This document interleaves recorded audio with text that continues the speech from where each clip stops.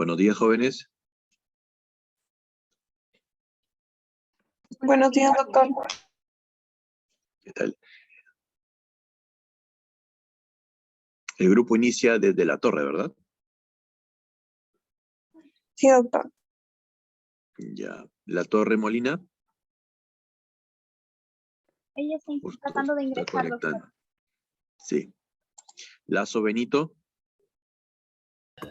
Presente, doctor. Buenos días. Buen día. Leiva González. Buenos días, doctor, presente. López Gil. Presente, buenos días. Bien. López Suárez.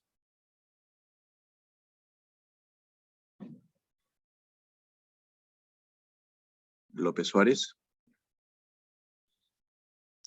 Mírez González. Presente, doctor. Buenos días. Buenos días. Montesa Terrones. Doctor, en el caso de mi compañero Montesa, él me ha dicho que le mencione que hoy día no va a poder ingresar, ya que está acompañando a su mamá en una cirugía, por favor, para que lo tenga en cuenta. Ah, ok. Ya está bien. No hay problema. López Suárez no está, ¿no? Montesa ya. Morales Olivera. Buenos días, presente. Musayón Montaño.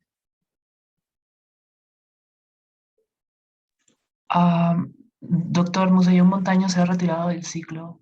Ahí es la que se retiró, ¿no? Sí.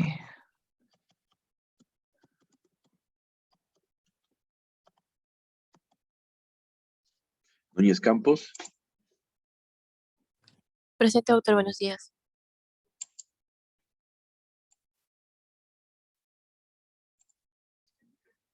Ortiz Mundaca. Presente, doctor, buenos días. Pérez Díaz.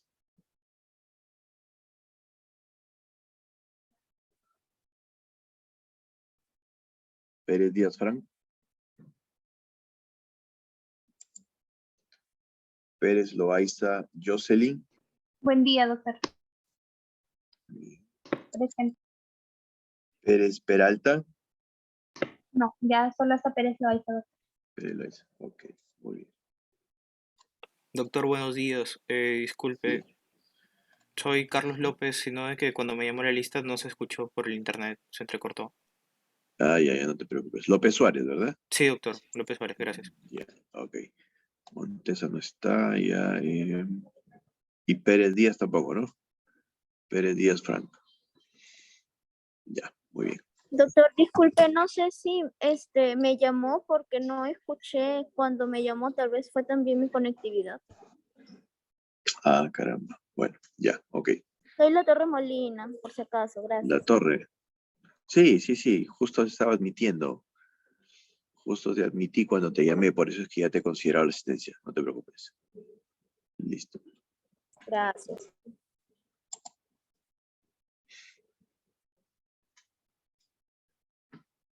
Bien, entonces, a ver, empezamos con el caso clínico, por favor, si lo van proyectando.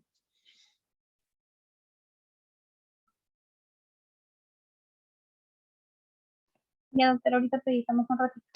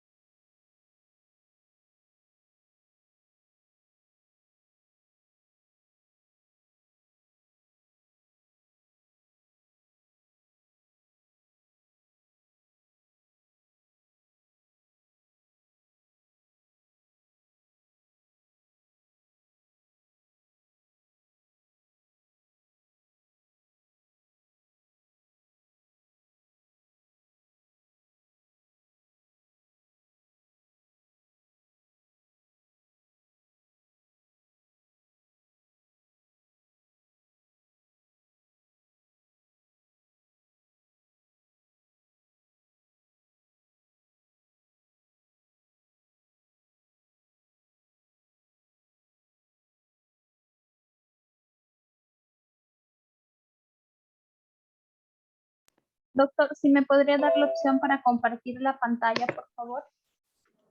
Ah, ok, ahorita. A ver. Ya está.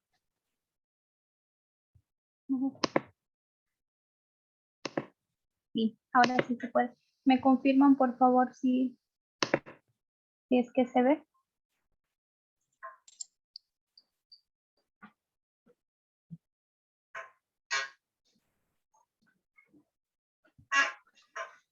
Ya, sí se observa. Adelante.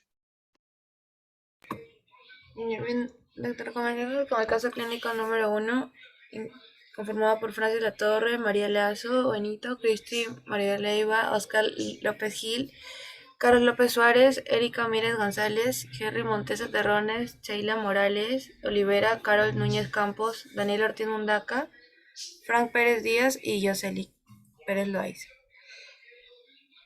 Siguiente, por favor. Bueno, narra de una mujer de 47 años con un tiempo de enfermedad de 35 años, de inicio insidioso y curso progresivo, con cuadro de poliartralgias, con predominio en ambas rodillas y cadera derecha, y fotosensibilidad. Al examen físico, la paciente se encontraba en un estado regular general, orientada en tiempo, espacio y persona, con una presión arterial de 140/90 milímetros de mercurio, una frecuencia cardíaca de 68 latidos por minuto, una frecuencia respiratoria de 16 respiraciones por minuto y una temperatura de 37 centígrados. Y al examen físico preferencial presentaba alopecia difusa, úlceras orales, una deformación en cuello de cisne de dedos de mano, que se va a observar en la figura 1, un hallux valgus en ambos pies, que se va a observar en la figura 2, y el edema en miembros superiores e inferiores. Siguiente, por favor. Bueno, la paciente entre los 12 y 20 años de edad presentó artralgias en codos y rodilla, sensación de alta térmica de resolución espontánea, artralgias y formación en cuello de cisne en dedos y manos y hallux valgus en pies, no recibiendo tratamiento alguno para su sintomatología. En los años siguientes presentó fotosensibilidad, recibiendo terapia con corticoides intramuscular cada 3 meses durante 3 años, presentando una remisión moderada de la sintomatología.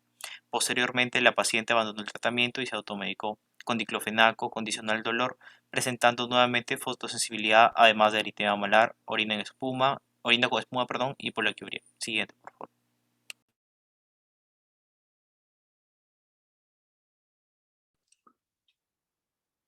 En cuanto a los exámenes auxiliares que se encontró en este paciente, eh, su hemoglobina está ligeramente disminuida con 11,94 gramos por decilitro. Las plaquetas también están ligeramente aumentadas. La albúmina sérica está disminuida con 2,9 gramos por decilitro. El LDL se encontró aumentado con 153,9 miligramos por decilitro. Y en cuanto a las pruebas bioquímicas, su factor reumatoideo se encontró aumentado, igual que el PCR, un ANA positivo de 1 a la 320, un anti-DNA de 322,8 y una proteinuria de 4,8 gramos en 24 horas. Su examen de orina mostró hematíes de 8 a 10 por campo. También encontró cilindros granulosos y células epiteliales renales de 1 a 3 por campo. Y en cuanto a sus exámenes radiográficos, se encontró coxartrosis de cadera derecha, una gonartrosis izquierda y este paciente fue sometido a intervenciones quirúrgicas. Siguiente, por favor. Bueno, ahora sí, para empezar con el desarrollo del caso propiamente, dentro de los síntomas principales que refiere esta paciente serían las poliartralgias y la fotosensibilidad. Y dentro de los signos tendríamos la alopecia difusa, las úlceras orales, la deformación en cuello de cisne de manos, el hallux valgus en ambos pies y el edema en miembros superiores e inferiores. Además, tener en cuenta el antecedente de medicación con corticoides, el abandono del tratamiento y la persistencia de la sintomatología. Además, dentro de los síntomas tenemos una sensación de alza térmica no cuantificada, que se dio principalmente, o bueno, mayor predominancia entre los 12 y 20 años de edad, ¿no? Y bueno, los signos también serían el eritema malar, la orina espumosa y la poliaquiuria, que también ha sido predominante a la edad de 12 y 20 años.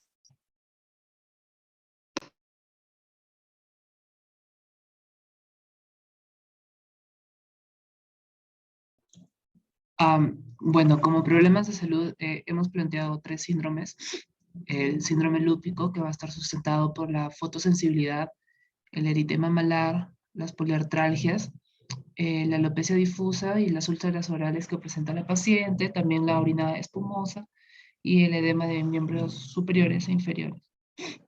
También se va a sustentar por las pruebas laboratoriales, la prueba de ANA positiva de 1 en 320, la prueba de anti-dsDNA de 322.8 unidades internacionales mililitro, que tiene valores de 45 a 55, por eso está elevada, y la anti-SMIT, que es de 10.6 en el caso de la paciente y tiene valores de 0 a 25.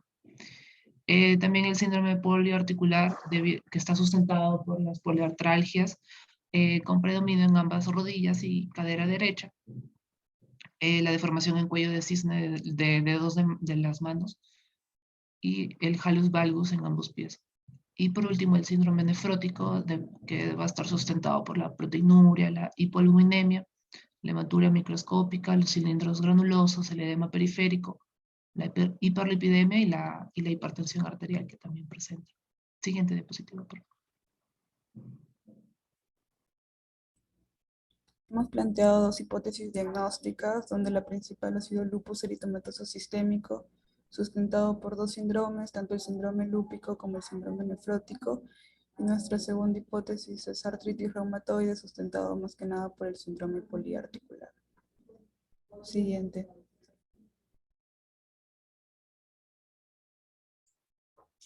Bueno, aquí vamos a aplicar lo que son los criterios diagnósticos para el lupus eritematoso sistémico. Vemos que la paciente que tiene el lupus cutáneo agudo por el eritema malar, eso serían 6 puntos. También la presencia de arteritis y artralgias, que también se mencionan, serían otros 6 puntos. También se menciona que la paciente tiene proteinuria y en este caso cumple con el criterio que es mayor a 0.5 gramos en 24 horas. Esto también nos daría 4 puntos. Y también los anticuerpos anti-DNA doble cadena, que son otros 6 puntos. Y esto nos da un puntaje total de 22 puntos, que como es mayor de 10 ya nos da, aplicando, nos da que el paciente tiene un diagnóstico de lupus. Siguiente. También hemos considerado los criterios de clasificación de artritis reumatoide para ver cuántos puntos suman. Acá menciona que tiene mayor de 10 articulaciones, al menos una pequeña, por eso le hemos dado 5 puntos. En criterios serológicos, al menos un test es necesario, pues encontramos que el RAT es positivo alto o el ACP positivo alto, le hemos dado 3 puntos. Y en reactantes de fase aguda, al menos un test es necesario. Y encontramos que el PCR está anormal o el BCG también anormal, le hemos dado 1 punto. Y en duración de los síntomas, bueno, cuando es mayor a 6 semanas, le hemos dado 1 punto. Entonces, en la sumatoria sería igual a 10. Y para clasificar como artritis reumatoide, es con una puntuación mayor a 6. Mayor o igual a 6.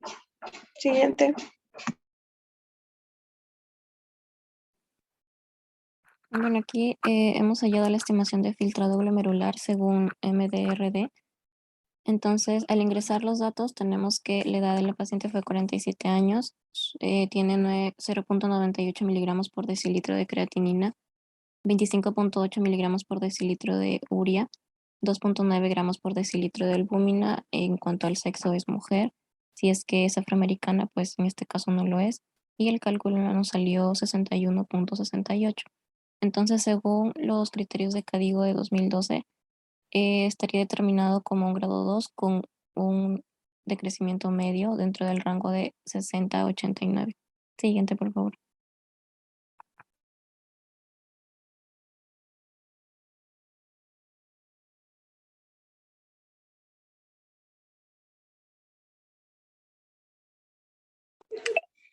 Sí, para continuar con lo que es los exámenes complementarios, como justamente estamos sospechando de una nefropatía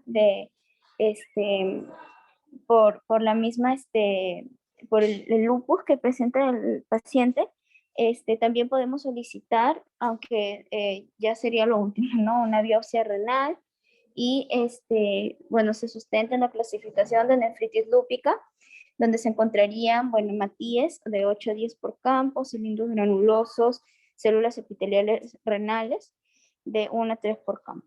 Luego también siempre, por la misma, por el lupus, ¿no?, que tiene la paciente, se debe hacer un control de la función renal, sobre todo evaluar la creatinina, urea, proteínas en orina, albúmina sérica también, para detectar la progresión o remisión del síndrome nefrótico que está presentando de manera buena por el ES, y una radiografía de tórax para detectar alteraciones pulmonares y cardíacas. Siguiente, por favor.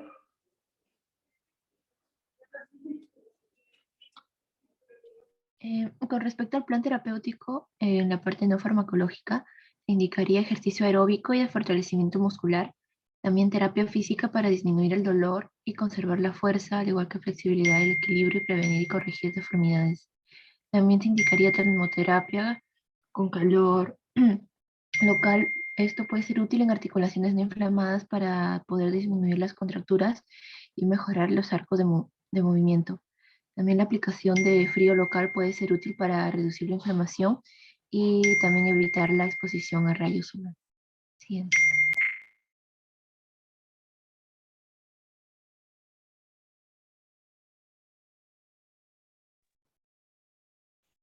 Bueno, para continuar con el plan terapéutico, pero en el apartado farmacológico, debido a su alta actividad autoinmune de la artritis reumatoide más el lupus, se debe de utilizar lo que son fármacos inmunosupresores. Entonces vamos a tener el tratamiento de inducción, que va a estar compuesto por 3 pulsos de metilprednisolona de 500 miligramos endovenoso semanal por 2 semanas, más lo que es ciclofosfamida de 10 a 15 miligramos por kilo cada mes por 3 meses. Y luego se va a seguir el tratamiento de inducción con lo que es prednisona, 10 miligramos por día durante 6 meses. Y luego de este tratamiento de inducción vamos a pasar a lo que es el tratamiento de mantenimiento por 1 año, el cual va a estar compuesto por la hidroxicloroquina de 200 miligramos día, lo que es el metrotexato de 7.5 miligramos semanal, lo que es también ciclofosfamida de 50 miligramos al día, y por último, bueno, para la hipertensión, el enalapril de 20 miligramos de 24 horas. Y se debe de regresar a lo que es un control cada 3 meses, y se tiene que evaluar un hemograma cada 3 meses por el riesgo de mielosupresión. Siguiente diapositiva, por favor.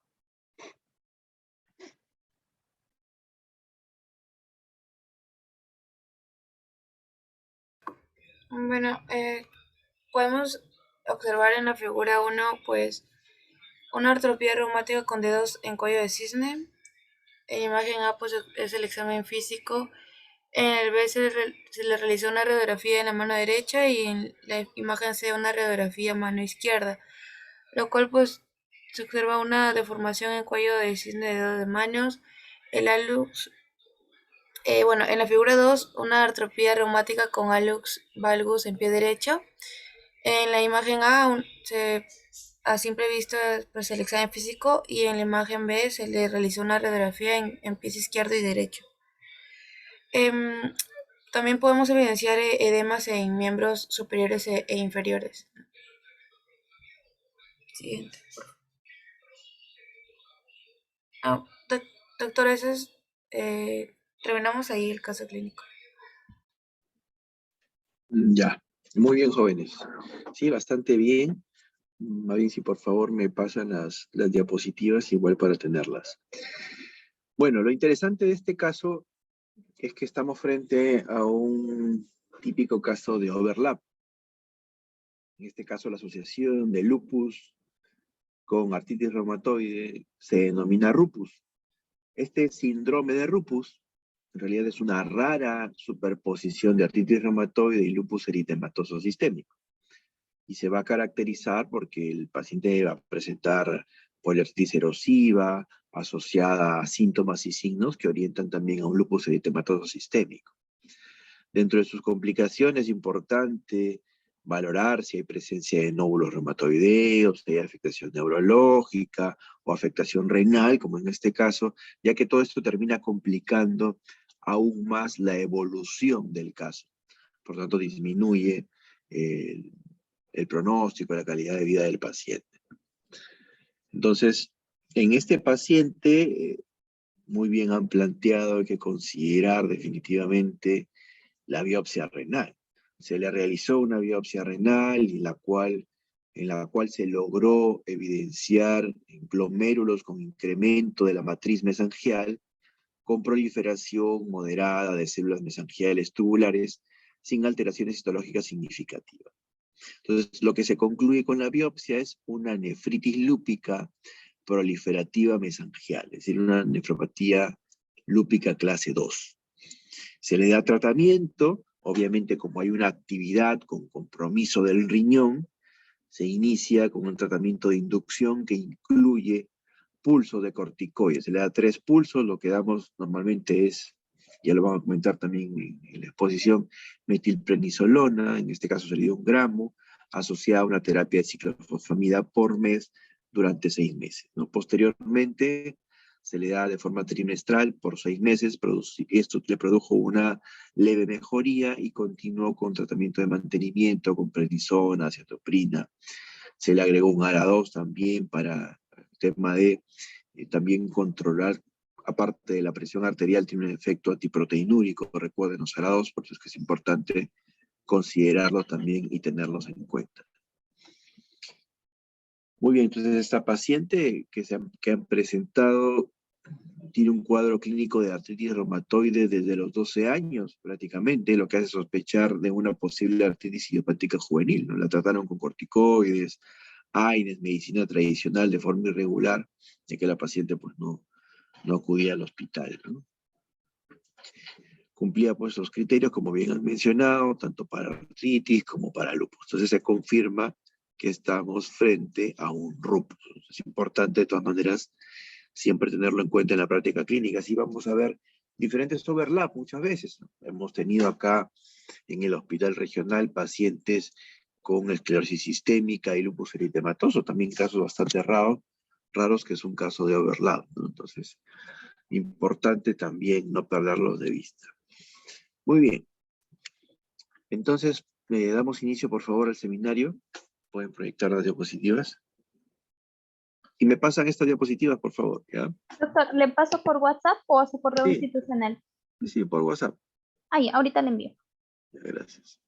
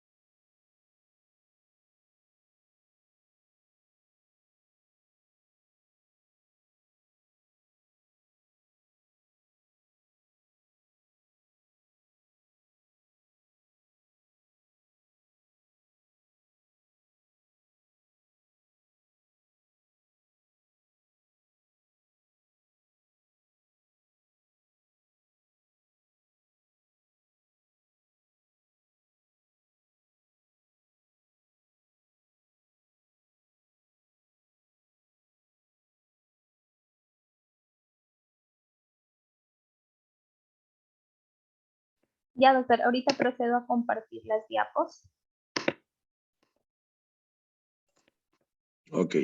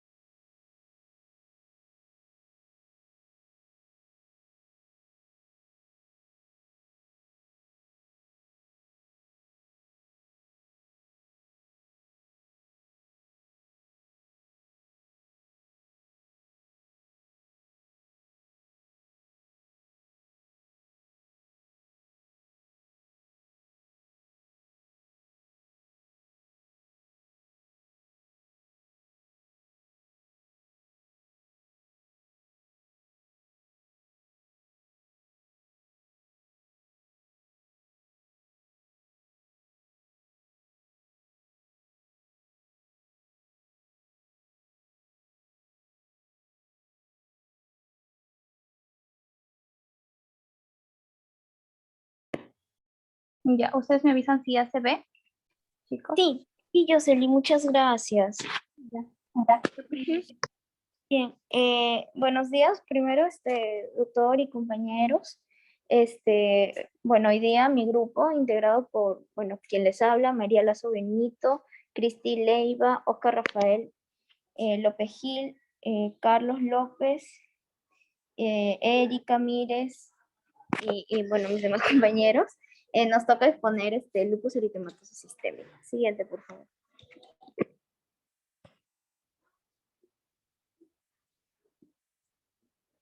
Siguiente, por favor. Sí, sí se me escucha, ¿verdad? Ya, listo.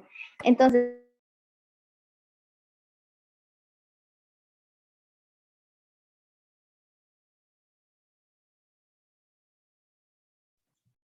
Francis, no se te escucha. ay, perdón, estaba hablando con el micro apagado. Listo, entonces en los objetivos estamos considerando lo que es conocer la etiología y patogenia del lupus eritematoso sistémico, describir las principales manifestaciones generales, digestivas, cardíacas, pulmonares, neuronales, renales, hematológicas, dermatológicas, y describir el diagnóstico y tratamiento adecuado para el lupus eritematoso sistémico. Siguiente, por favor.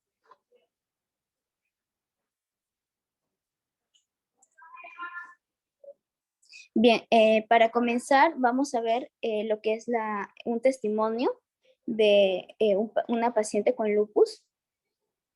Gracias, Jocelyn, por poner el videito.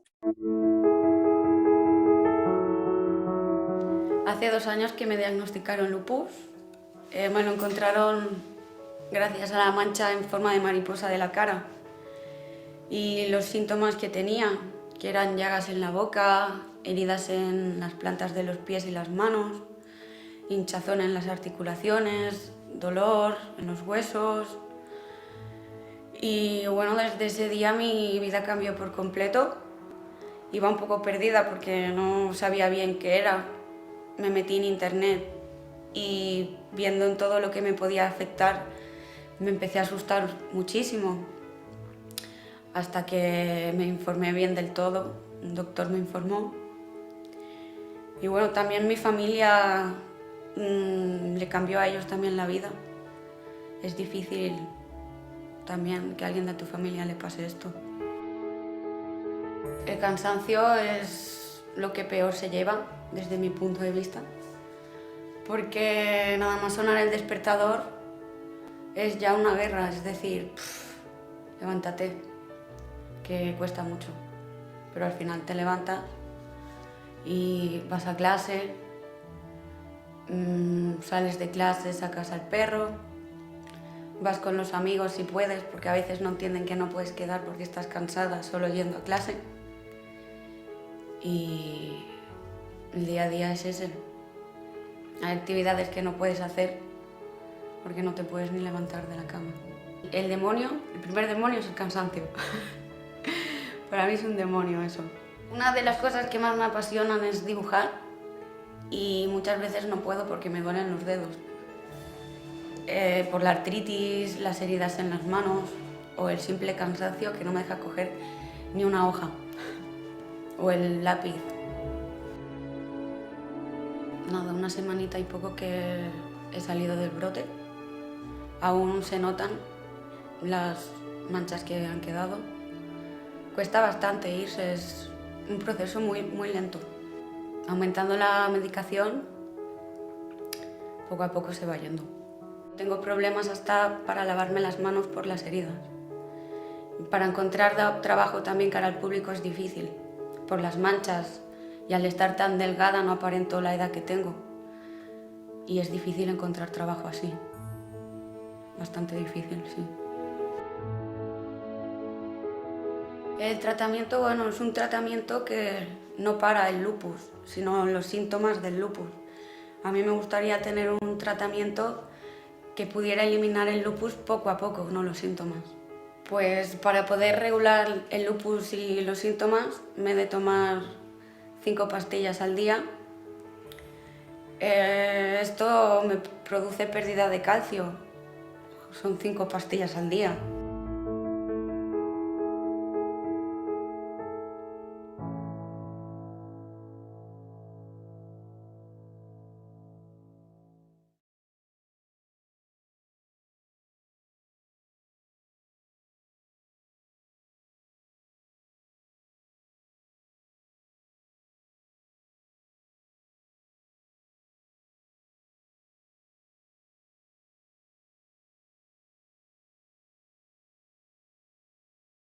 Bien, para comenzar con lo que es la definición, tenemos que saber que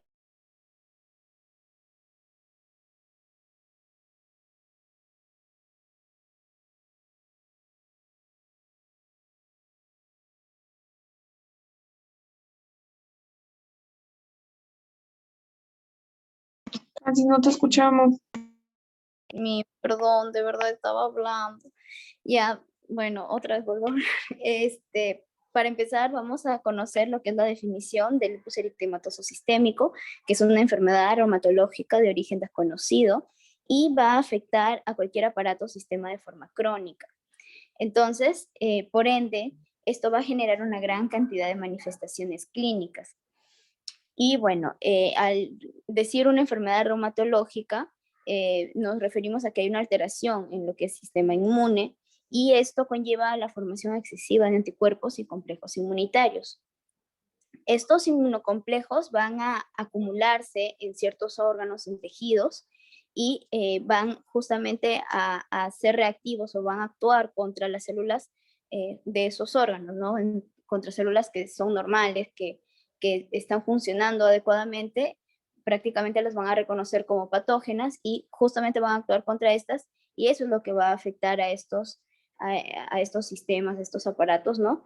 Y ya, bueno, una vez iniciado el tratamiento, justamente esa acción contra de los tejidos normales es que debería, o bueno, remite, ¿no? Siguiente, por favor.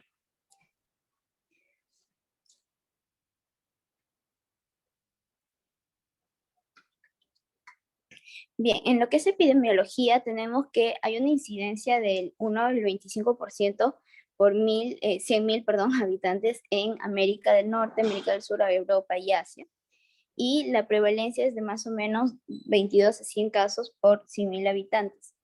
Es más frecuente en mujeres afroamericanas y afrocaribeñas y menos frecuente en varones caucásicos. El 90% de los casos son mujeres que justamente se encuentran en la edad reproductiva, ¿no? Entre 20 y 40 años.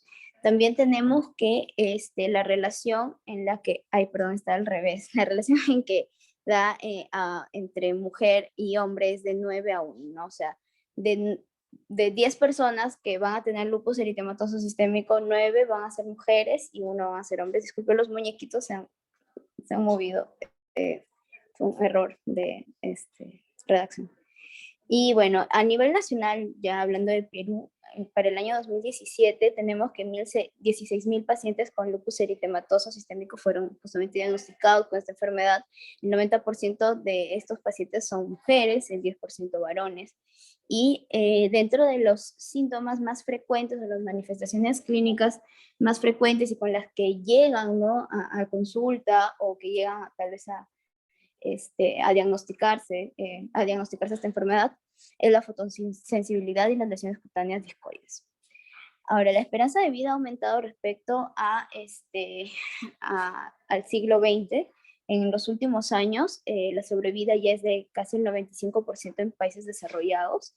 Y bueno, en países en vías de desarrollo todavía todavía se mantiene una mortalidad relativamente elevada, pero sí, en general ha disminuido la mortalidad, hay más esperanza de vida también por los tratamientos que se han salido, ya no solo a nivel de corticoides, sino también hay inmunorreguladores, y eso ha ayudado, ¿no?, a justamente, favorece, ¿no?, a los pacientes. Y bueno, lo otro es que las principales causas de muerte son las infecciones y la actividad y la actividad de la enfermedad en los primeros 5 años. Justamente en estos 5 años, primeros 5 años o entre los 5 a 10 años, van a haber complicaciones cardiovasculares y la acumulación de inmunocomplejos en órganos van a generar daños irreversibles en estos órganos, y eso pues muchas veces va a generar el fallecimiento de los pacientes, ¿no? Siguiente.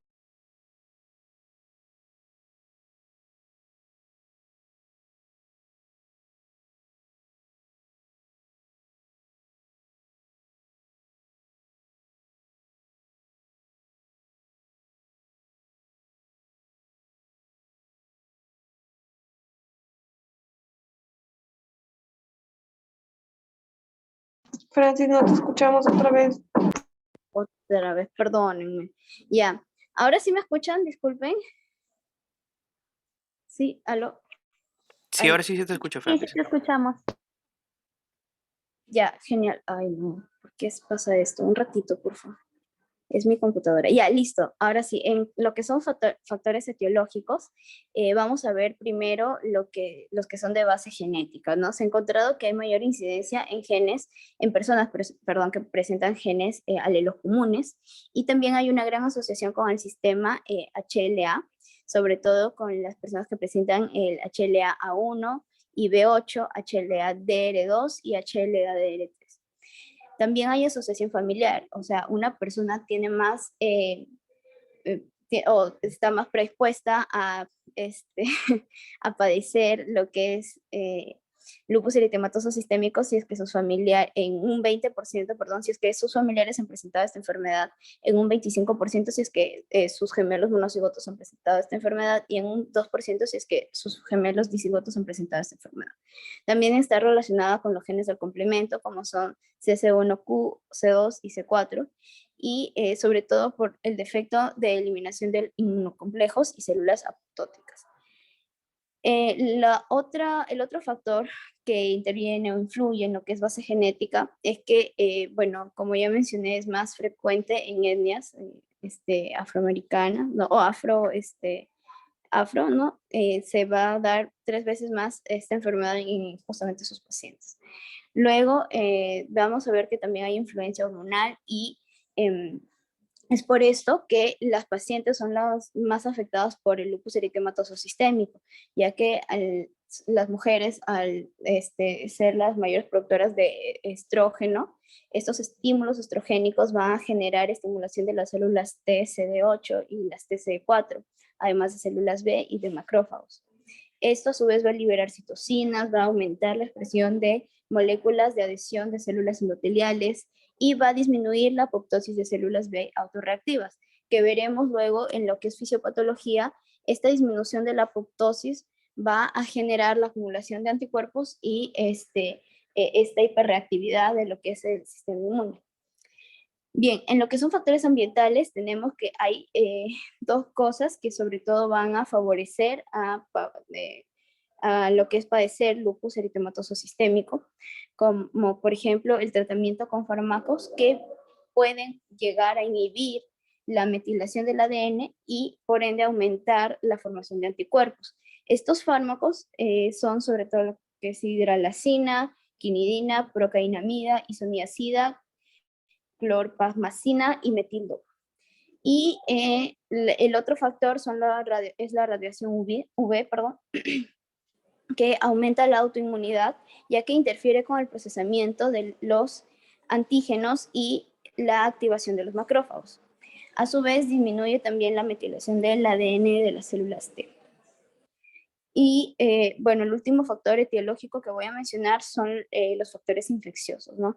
Hay virus como son el retrovirus o el virus del Epstein-Barr que estimulan las células específicas de antígenos en la red inmunitaria del paciente y eso podría desencadenar luego esta respuesta inmune exacerbada. Siguiente, por favor.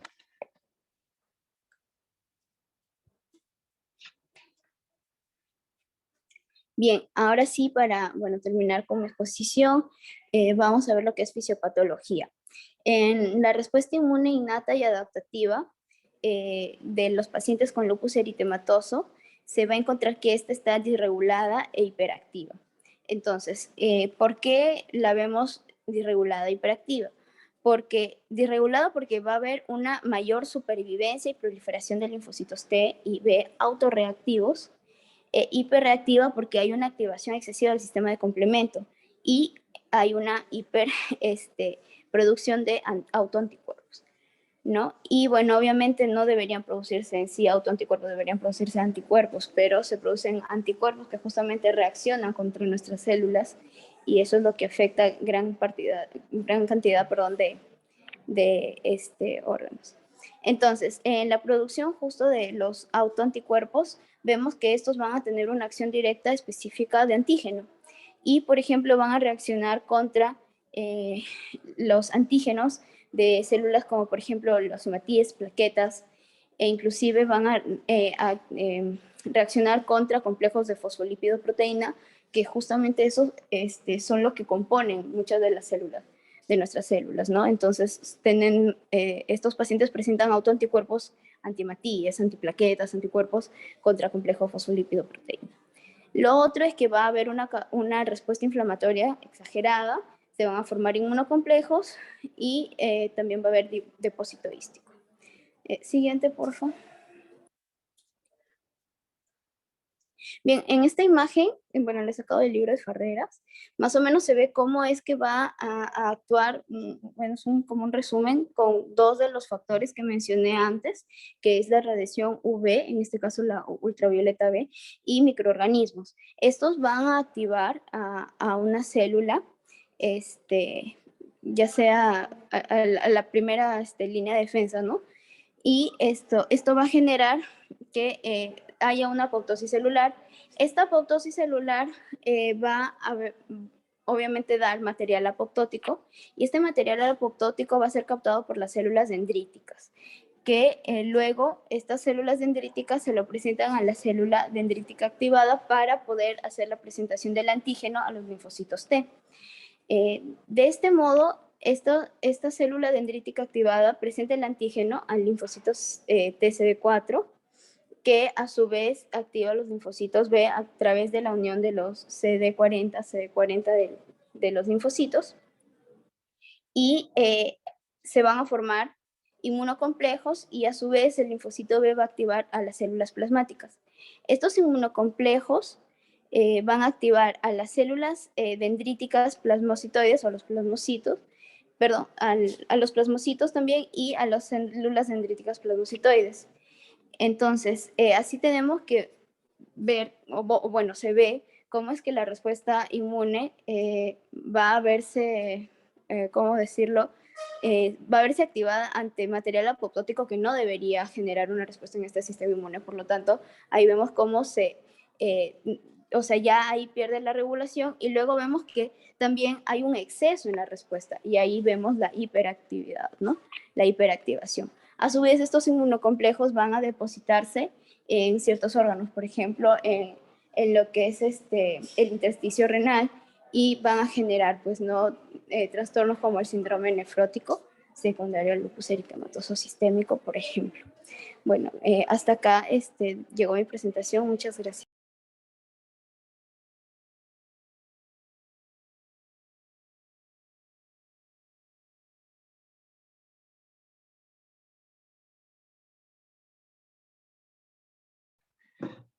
Ya, para continuar con la exposición, vamos a hablar acerca de las manifestaciones clínicas. Siguiente diapositiva, por favor.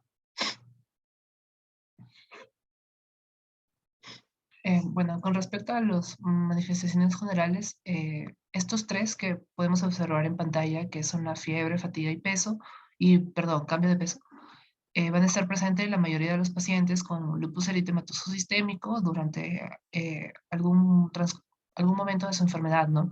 La fatiga, que es una de las quejas más comunes, y como podemos manifestar en el video que se presentó, va a ocurrir dentro del 80 a 100% de los pacientes, y puede ser incapacitante, y su presencia no va a estar correlacionada con otras medidas de actividad de la enfermedad, y se va a asociar mayormente a lo que es depresión, trastornos del sueño y fibromialgia.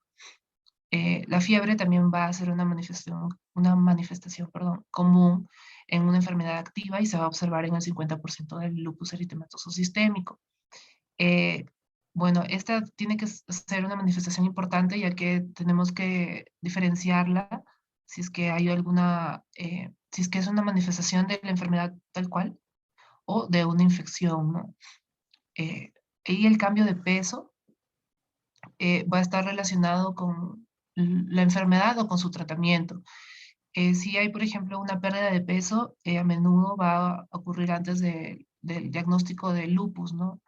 Y esta pérdida de peso involuntaria va a deberse a lo que es una disminución del apetito o algunos efectos secundarios ya cuando esté en tratamiento de los medicamentos, como los diuréticos, como en particularmente la hidroxicloroquina, y de enfermedades gastrointestinales como algún dolor abdominal, una úlcera péptica o reflujo gastroesofágico. Y cuando hay un aumento de peso en lupus eritematoso sistémico, puede deberse a lo que es una retención de agua y sal asociada con hipoalbuminemia. Esto se va a deber al síndrome nefrótico, y también puede estar atento a los medicamentos como los glucocorticoides, ya que generarían un aumento de apetito. Siguiente diapositiva, por favor. Ya. En las manifestaciones cutáneo-mucosas o cutáneas, van a aparecer generalmente en el 80% de pacientes con lupus, y van a formar parte, pues, de los criterios de clasificación para su enfermedad. La fotosensibilidad, las aftas bucales, el exantema malar y las lesiones discoides van a ser las manifestaciones más específicas, y estas se pueden dividir en tres, ¿no? En el caso de la diapositiva que podemos observar, estamos hablando del lupus eritematoso cutáneo agudo, en el cual va a haber un edema y eritema que se localizan en el área malar, respetando lo que son los surcos nasolabiales, como en forma de alas de mariposa, ¿no? Y suele ser agudo, doloroso, y también puede ser pruriginoso, ¿no? Y se va a estar viendo precipitado por lo que es la exposición solar, y se distribuye en regiones fotoexpuestas, y no va a dejar lo que es cicatriz, ¿no? Y bueno, en la imagen es la imagen característica de una erupción de alas de mariposa, ¿no? Que hemos estado comentando. Siguiente.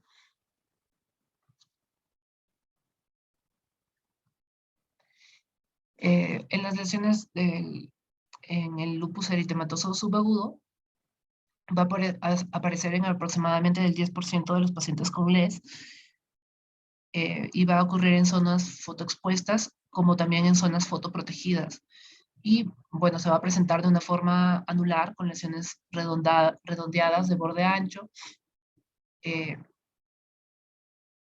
de borde activo, perdón, y centro claro, con tendencia a lo que es el crecimiento periférico y curación central. También puede haber una forma psoriasiforme o pápulo escamosa de crecimiento uniforme sin aclaramiento central. Y al remitir van a dejar una área hipopigmentada. Siguiente, por favor.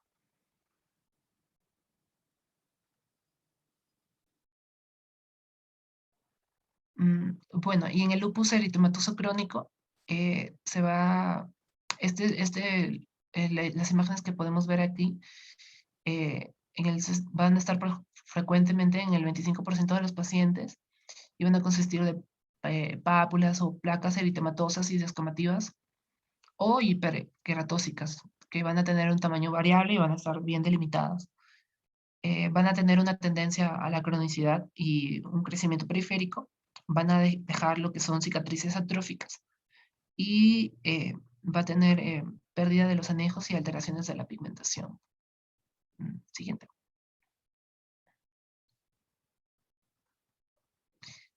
Bueno, en esta tabla vamos a observar las manifestaciones cutáneas del lupus eritematoso sistémico, ya sean específicas o inespecíficas, ¿no? Bueno, en específicas, en la parte aguda, vamos a tener el eritema malar, a los exantemas fotosensibles, al lupus bulloso, hasta necrólisis epidérmica tóxica. En las subagudas está el lupus anular policíclico y el psoriasiforme. Y en las crónicas está el lupus discoide localizado, el generalizado también, y el profundo. Y en las manifestaciones inespecíficas podemos encontrar telangiectasias, el livedor reticularis, nódulos subcutáneos, una vasculitis lipidoide, alopecia no cicatricial, vasculitis leucocitoclástica y también el fenómeno de Raynaud. Siguiente diapositiva. Para hablar acerca del tratamiento de la afectación cutánea, para las lesiones cutáneas vamos a utilizar lo que es la hidroxicloroquina más fotoprotección y también lo que son corticoides tópicos. En la lesión cutánea que va a estar circunscrita y que no va a responder, también se puede utilizar el tacrolimus tópico o también corticoides intralesionales. Y en lesiones refractarias se debe de cambiar la hidroxicloroquina por cloroquina de 250 miligramos cada 24 horas o asociar con quinacrina. Y si tampoco hubiera respuesta clínica, se puede intentar utilizar la talidomida de 100 miligramos cada 24 horas o la lenalidomida. Hay que tener en cuenta que la talidomida se debe de monitorizar, por alguna posible neurotoxicidad a la larga. Y la lenalidomida, bueno, es un poco costosa, así que... Y también deberíamos utilizar en lesiones refractarias lo que son los inmunosupresores como el metrotexato, la azatioprina y el micofenolato. Y en la terapia biológica también se podría utilizar el vilamunab o rituximab. Siguiente.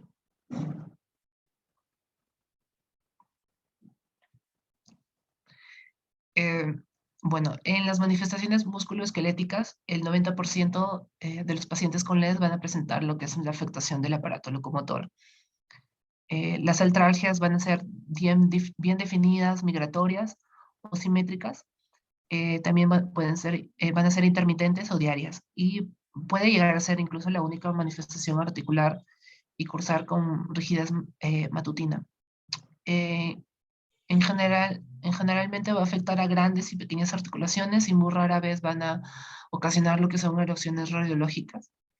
Y cuando se obtiene una muestra de líquido sinovial, este va a tener características de ser claro, viscoso, con menos de 5.000 células y de predominio linfocítico. En las imágenes que podemos observar ahí van a constar van a ser de la artropatía de Yacob, que es una afectación articular deformante, como se puede observar en las imágenes, en donde va a haber una desviación cubital de las metacarpofalángicas y también una hiperextensión de las interfalángicas proximales. Entonces van a tener como un aspecto de dedos en cuello de cisne o pulgar en Z, ¿sí? Así se le llama. y no van a tener mucho dolor, pero van a tener una escasa repercusión funcional. Aparte de esta manifestación, también se puede encontrar roturas tendinosas que van a afectar por orden de frecuencia primero a los tendones rotulianos, luego al tendón de Aquiles y al extensor de la mano. Siguiente diapositiva, por favor. Siguiente diapo.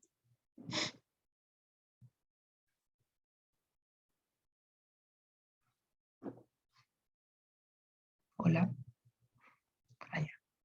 Ya cargo.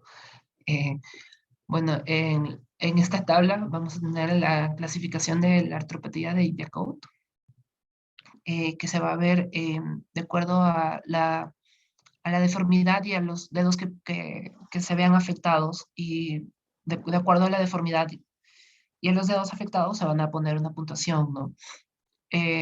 Ahí tenemos a las deformidades en la desviación cubital o en ráfaga, deformidad en cuello de cisne, la limitación de extensión en articulaciones metacarpofalángicas, la deformidad en el ojal, deformidad en los pulgares en Z, y también se habla de, al momento de sumar estos puntos, se va a hablar de una artropatía de Yacout cuando se cuenta con 5 o más puntos.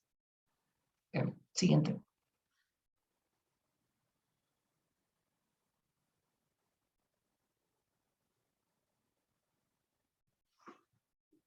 Siguiente, porfa. Gracias. En el tratamiento para las manifestaciones articulares, generalmente van a tener una buena respuesta cuando se le da antipalúdicos, más lo que son los AINES y corticoides a dosis bajas. Y en caso de que haya una falta de respuesta, se tiene que asociar a metrotexato y leflunomida. Y frecuentemente se tiene que recurrir a lo que son los inmunosupresores, como el micofenolato mofetil, la acetoprina o también la ciclofosfamida. Y en pacientes que sean refractarios o intolerantes a este tratamiento inmunosupresor, se le debe de aplicar la terapia biológica que expusimos anteriormente. Siguiente, por favor.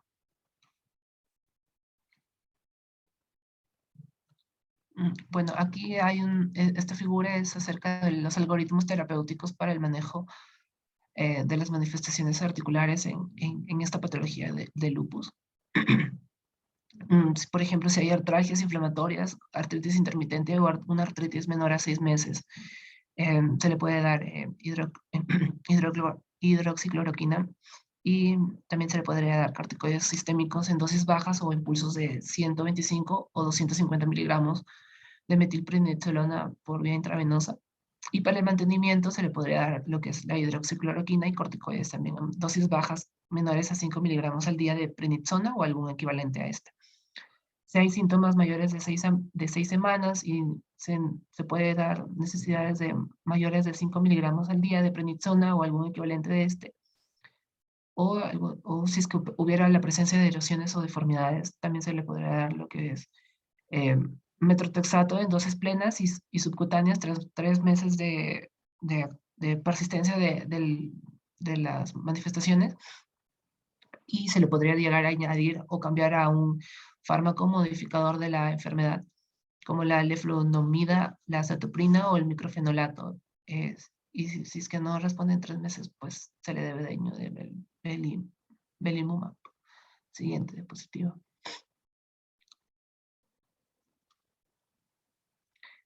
En las manifestaciones renales, bueno, del 30 al 50% de pacientes va a tener una afectación renal, o sea, del 30 al 50 pacientes de lupus eritematoso, van a ser causadas, el 10% van a tenerlo como primera manifestación, y bueno, va a ser una de las principales causas de mortalidad en estos tipos de pacientes. Como manifestaciones más frecuentes de esta parte renal van a ser la proteinuria, la microhematuria, la presencia de cilindros renales, la insuficiencia renal y la hipertensión arterial. Esta nefritis lúpica suele desarrollarse en los primeros 5 años de la enfermedad. Y al momento de hacer un estudio histológico va a requerir, bueno, técnicas de microscopio óptico, inmunofluorescencia, y se recomienda lo que es también la microscopía electrónica. Y en la tabla del costado de la diapositiva se puede observar la clasificación de la nefritis lúpica según la Sociedad Internacional de Nefrología y también la Sociedad Renal de Patología, que dieron esta clasificación en el año 2003. Lo van a, perdón, lo van a dividir en 6 clases. La primera clase va a ser la mesangial mínima, la segunda clase va a tener como la mesangial proliferativa, la clase 3 va a ser la focal, que va a ser menor del 50% de glomérulos, y esta también se va a subdividir en 3A y 3C, la cual la 3A va a tener lesiones activas, la C va a tener lesiones crónicas, y un intermedio entre estas dos va a tener lesiones activas y crónicas. La clase 4, que va a ser difusa y va a afectar al más del 50% de los glomérulos. También va a subdividirse en A y C. A de activas y A y C de crónicas, activas y crónicas. La clase 5 va a ser la tipo membranosa y la 6 va a ser la esclerosante avanzada, donde ya va pues, a existir una presencia de más del 90% de glomérulos esclerosados y no va a tener actividad residual. Siguiente.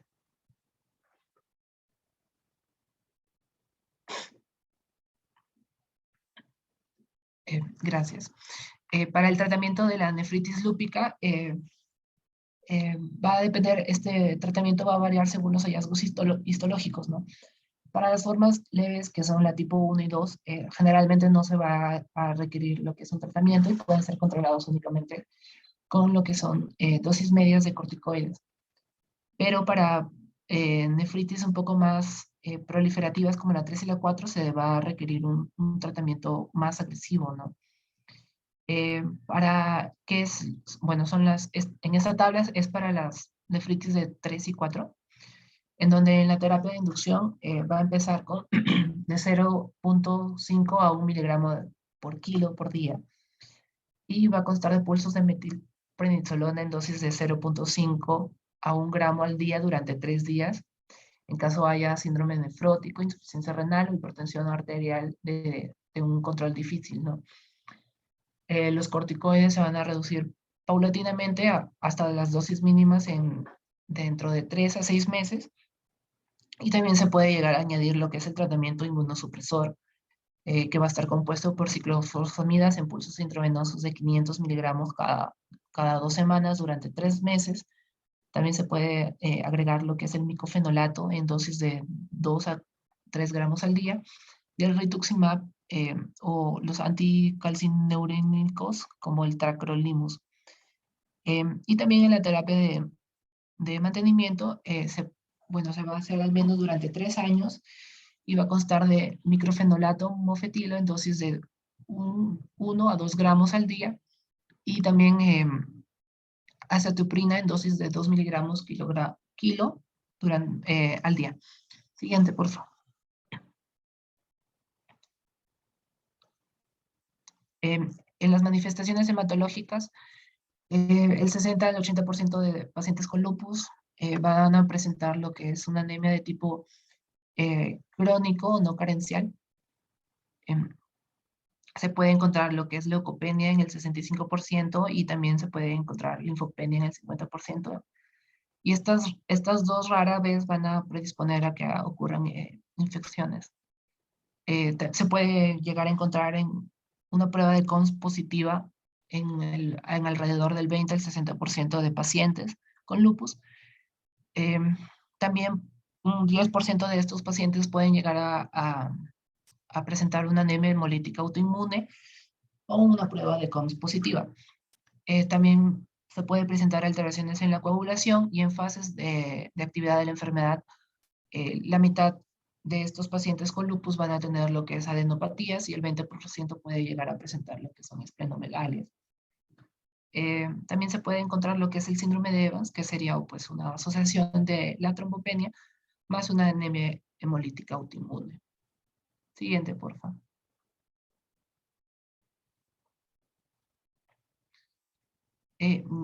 Bueno, y para el tratamiento para estas afectaciones hematológicas que podrían llegar a tener, se va a dividir en citopenias leves y graves. En las citopenias leves, que van a ser anemias asintomáticas mayores de 10 gramos decilitro, que presenten leucopenia y neutropenia mayor de 1000 microgramos litro, se va a recomendar lo que es una vigilancia.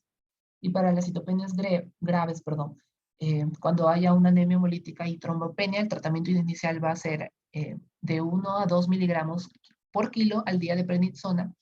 Si es que hay algún paciente que sea sintomático o que tenga alguna situación de gravedad, el tratamiento intravenoso de pulsos de metiprednisolona de 0.5 a 1 gramo al día durante 3 días va a ser el adecuado. En pacientes refractarios, las inmunoglobulinas intravenosas en dosis de 0.4 por kilo al día durante 3 a 5 días, o también se puede llegar a utilizar 1 a 2 gramos al día durante 1 a 2 días. Si después de estos tratamientos va a persistir lo que es la citopenia, se puede añadir lo que es el tratamiento de ahorradores de esteroides, principalmente lo que es la azatioprina, ciclofosfamida, el rituximab o el belimumab. Y si en caso ocurra un paciente que presente neutropenia menor a 500 microlitros, bueno, se va a necesitar que este paciente sea ingresado y hospitalado con un aislamiento inverso. Se debe añadir lo que son factores estimulantes de granulocitos.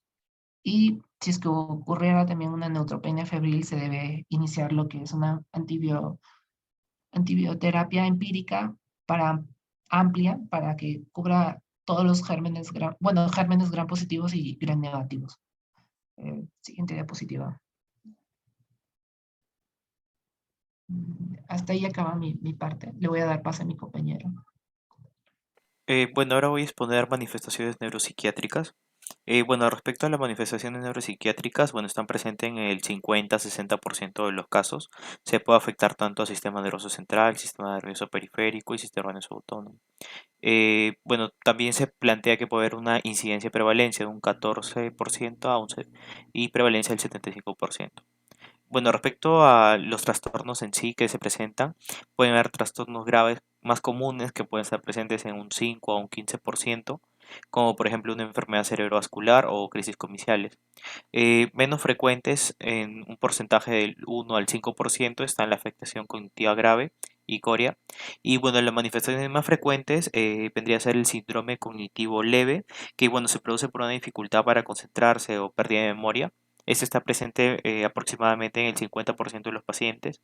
También puede presentar cefalea, trastornos del ánimo y psicosis, que bueno, es la manifestación más grave del neurolupus, que también se le denomina, que bueno, puede estar presente en un 35% aproximadamente, pero también se deben descartar otras causas de psicosis habitual, como por ejemplo el uso de corticoides.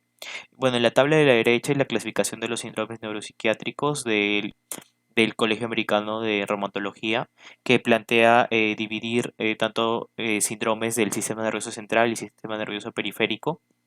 Respecto al sistema nervioso central, bueno, la mayoría que están presentes es la meningitis séptica, ACV, síndrome desmielizante, cefalea, corea, mielopatía, crisis comiciales, un síndrome confusional agudo, trastorno de ansiedad, disfunción cognitiva, trastorno del estado de ánimo y psicosis. Y respecto al sistema nervioso periférico, está bueno el síndrome de Guillain-Barré, trastornos autonómicos, mononeuropatías, miastenia gravis, neuropatía craneal, plexopatía y polineuropatía. Siguiente, por favor.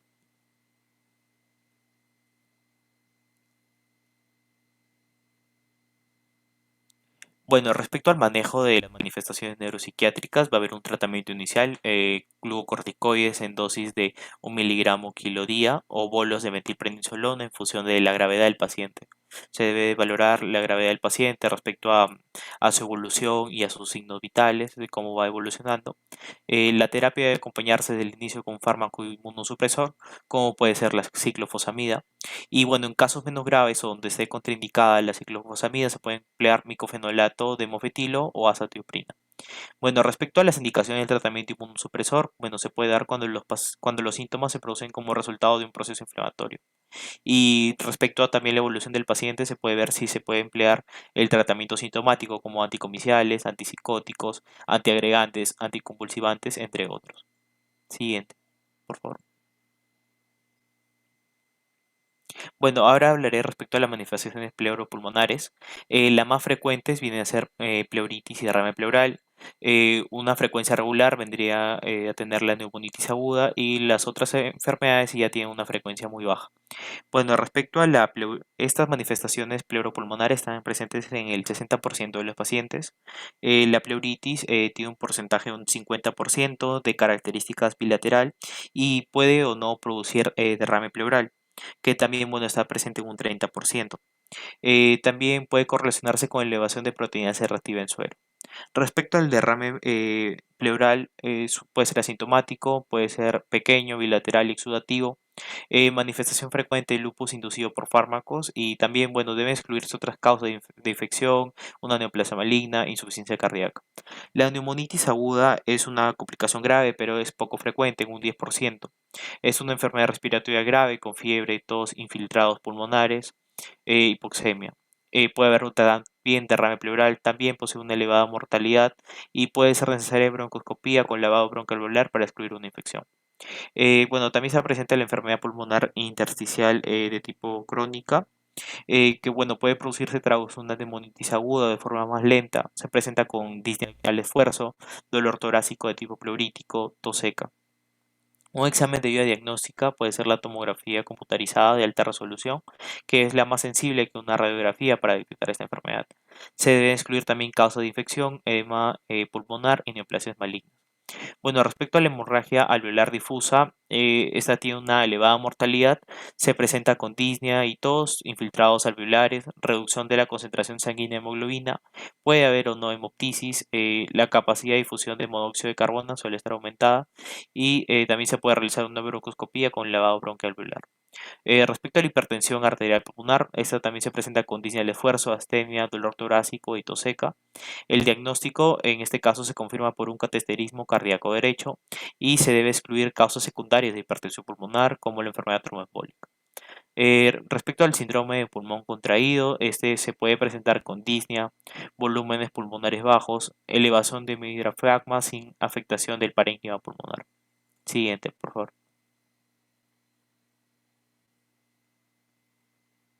Bueno, ahora hablaré respecto a las manifestaciones cardiovasculares. La principal manifestación es la pericarditis, es la más común a nivel de pericardio. En miocardio, bueno, puede ser infrecuente la miocarditis en un 15%, pero esta se va a sospechar cuando el paciente puede presentar insuficiencia cardíaca o cardiomegalia, puede haber taquicardia o alguna alteración del ritmo, o también alteraciones presentes en el EKG, que puede ser también traducido en una miocarditis. Respecto a la afectación en válvulas, en los pacientes con lupus puede estar presente la endocarditis de Lehmann-Sachs, presente en un 10%, que habitualmente, bueno, es asintomática y, bueno, puede provocar engrosamiento valvular de la válvula mitral y válvula aórtica. Y siendo más infrecuentes la insuficiencia valvular y la estenosis valvular. Respecto a las arterias coronarias, puede haber un aumento de enfermedades coronarias e infarto agudo al miocardio, que, bueno, puede haber un momento en la incidencia de la cardiopatía isquémica de origen anteriosclerótico, o también puede ser por efecto de fármacos, como un probable o también un aumento de la probabilidad de la velocidad de crecimiento y aumento de las placas vulnerables, también por un ambiente inflamatorio en el lupus. Siguiente, por favor. Bueno, para el tratamiento tanto de manifestaciones cardiopulmonares, la pleuropericarditis suele responder bien al tratamiento de corticoides a dosis bajas a medias. Si es recidiva frecuente, se puede emplear la colchicina como una terapia de tipo profiláctica. En caso de refractariedad, se valorará la indicación de tratamiento inmunosupresor. Y manifestaciones más graves como la miocarditis, neumonitis aguda, afectación pulmonar intersticial o hemorragia pulmonar requerirán dosis más altas de corticoides en combinación con ciclofosfamida o micofenolato, los inmunosupresores. Bueno, respecto a la hemorragia pulmonar, se debe indicar plasmaféresis. Y bueno, en casos de hipertensión arterial pulmonar asociada a LES requerirán antagonista de calcio, inhibidores de notelina, inhibidores de fosfodiesterasa o prostanolios. Siguiente, por favor. Bueno, respecto a las manifestaciones digestivas, afecta a en diferentes ubicaciones. En el esófago va a provocar disfagia, trastorno de la motilidad esofágica subyacente y bueno, puede provocar un riesgo de esofagitis infecciosa. A nivel gástrico puede provocar dolor epigástrico, plenitud, saciedad temprana y náuseas. Además también de diarreas, intestino delgado e intestino grueso. Puede haber una pseudoobstrucción intestinal con una complicación rara, pero es una obstrucción de tipo mecánica a nivel del intestino delgado o grueso. O también puede estar presente una enteropatía con pérdida de proteínas que es mucho más infrecuente. A nivel hepático, bueno, es común el perfil hepático alterado y puede haber hipertransaminemia. A nivel pancreático, bueno, puede provocar una pancreatitis aguda en un porcentaje de 2 a 8%. Y la complicación más grave a nivel digestivo es la vasculitis. Siguiente, por favor. Bueno, para el tratamiento en manifestaciones digestivas, la vasculitis mesentéricas siguen las pautas de otros tipos de vasculitis necrosantes sistémicas. Generalmente se basa en el uso de corticoides a dosis altas y ciclofosfamida intravenosa. Y bueno, en el caso de pancreatitis y hepatitis de tipo autoinmunes, el tratamiento indicado son los corticoides a dosis medias a altas. Si se requiere el uso de inmunosupresores, el más empleado es la azatioprina. Siguiente, por favor. Y bueno, finalmente para mencionar las manifestaciones oftalmológicas, la más frecuente es la queratoconjuntivitis seca, que puede estar presente o no con el síndrome de Sjögren. Y bueno, también puede estar presente anomalías retinianas como hemorragias retinianas, lesiones de aspecto vasculítico, manchas algodonosas y exudados duros. También otra patología que puede estar presente es la epiescleritis y una escleritis. Y bueno, puede ser inusual la uveitis. Complicaciones del tratamiento con glucocorticoides puede provocar catarata subcapular posterior, presión intraocular elevada y maculopatía serosa central. Bueno, hasta acá acabaría mi participación, le doy paso a mi compañero. Siguiente, por favor. Ya, ahora voy a continuar yo con lo que sería diagnóstico. Primero vamos a hablar de las pruebas serológicas. Tenemos los anticuerpos antinucleares, ANA. Son habitualmente en la mayoría de las enfermedades autoinmunes y en LES están generalmente muy elevados. Y los anticuerpos anti-DNA son específicos de LES y aumentan cuando hay un brote de la enfermedad. Los anticuerpos anti-SNP, aunque son también específicos de LES, aparecen en un porcentaje reducido de pacientes del 10%. Los anticuerpos anti-RO y anti-LA y anti-RNP aparecen en algunos pacientes de LES, pero también en otras enfermedades autoinmunes relacionadas. Los anticuerpos antifosfolípidos aparecen aproximadamente en el 30% de los pacientes con LES con lupus eritematoso sistémico y su presencia aumenta el riesgo de desarrollar coágulos en la sangre y complicaciones en los embarazos. Respecto a las pruebas de laboratorio tenemos el hemograma, en donde se busca encontrar anemia, leucopenia y trombocitopenia. En el examen completo de orina se busca encontrar alteraciones en la creatinina en casos de nefritis lúpica. También vamos a tener los niveles de complementos C3, C4 y CH50 disminuidos cuando hay un brote de la enfermedad, y algunos exámenes adicionales que se podrían pedir es de acuerdo a la sintomatología. Tenemos la radiografía simple de articulaciones afectadas, más la radiografía de tórax. El examen oftalmológico, el electrocardiograma, una ecografía renal, una ecocardiografía, ecocardiograma musculoesquelética o una resonancia magnética o una tomografía computarizada y una biopsia renal. Siguiente, por favor. Acá he tratado de poner este cuadro que es de Kelly, en donde trata de explicar qué significa cada uno de los anticuerpos que encontramos. Por ejemplo, el anti-ADN NDS mencionaba que la prevalencia es del 60% y las asociaciones clínicas en un 95% de especificidad en LES y fluctúa con la actividad de la enfermedad asociada a lo que sería glomerulonefritis. El anti-SMIT, la prevalencia es de 20 a 30 y en un 99% de especificidad en LES y asocia anticuerpos anti-1-RNP. Y en el anti-1-RNP mencionaba que es del 30% la prevalencia y se asocia a enfermedades mixtas del tejido conjuntivo y con menor frecuencia a lo que era glomerulonefritis. El anti-Rho-SSNA, el 30% se asocia al síndrome de Sjögren, a fotosensibilidad, lupus neonatal, bloqueo cardíaco congénito. El anti-LASB mencionaba que su prevalencia es del 20% y se asocia al síndrome de Sjögren, lupus neonatal, bloqueo cardíaco congénito y anti el Rho-SSA. La antihistona, su prevalencia es del 70% y se asocia a lupus desencadenado por fármacos. Los antifosfolípidos es del 30% su prevalencia, asociado a trombosis arterial venosa profunda y la morbilidad en embarazo. Siguiente, por favor. He puesto los nuevos criterios de Euler, de lupus eritematoso sistémico, en donde vamos a tener las manifestaciones clínicas y los parámetros inmunológicos. En las manifestaciones clínicas tenemos las manifestaciones constitucionales, manifestaciones cutáneas, manifestaciones articulares, manifestaciones neuropsiquiátricas, serositis, manifestaciones hematológicas, manifestaciones renales y en lo que sería parámetros inmunológicos, los anticuerpos antifosfolípidos, el complemento, los anticuerpos altamente específicos.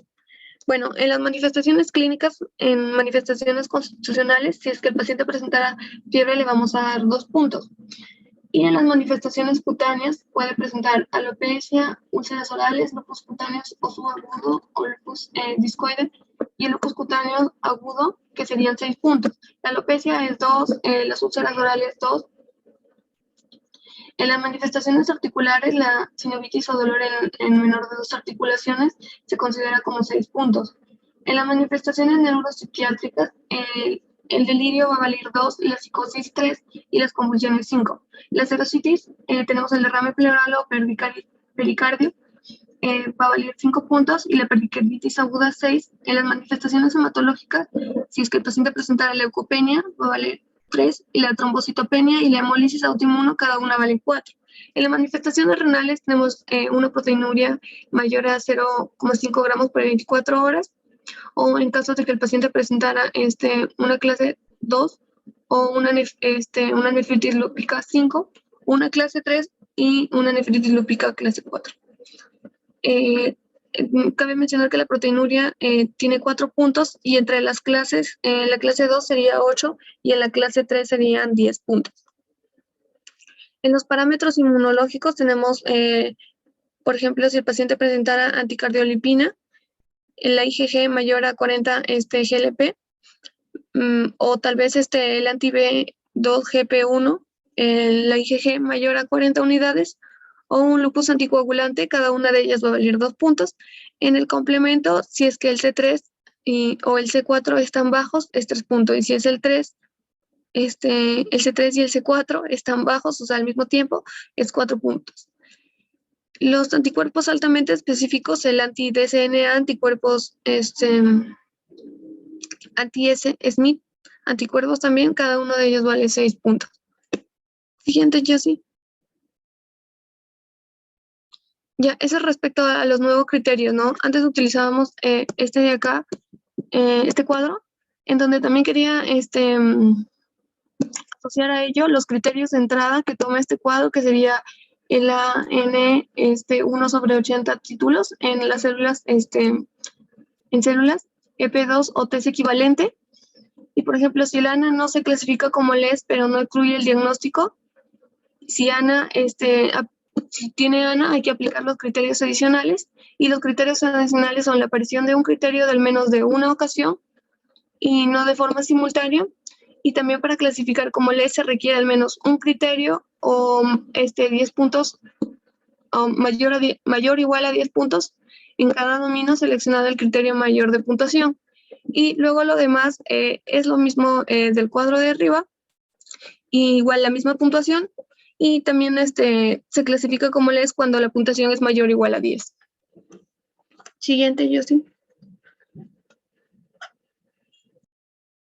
Ya hasta ahí llegó mi parte, voy a dar pase a mi compañero. Continuando con la actividad y la gravedad del lupus, sabemos que la actividad pues van a ser manifestaciones del proceso inflamatorio subyacente en un punto en el tiempo en términos de magnitud e intensidad, en lo cual pues va a generar brotes intermitentes de la enfermedad crónicamente activa y la enfermedad inactiva.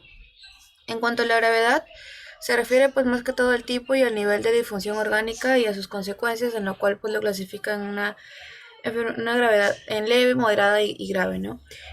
Bueno, según artículos había encontrado que en un artículo mencionan que validan 6 índices que están compuestos para la actividad de la enfermedad y 3 índices para poder evaluar el daño acumulado, ¿no?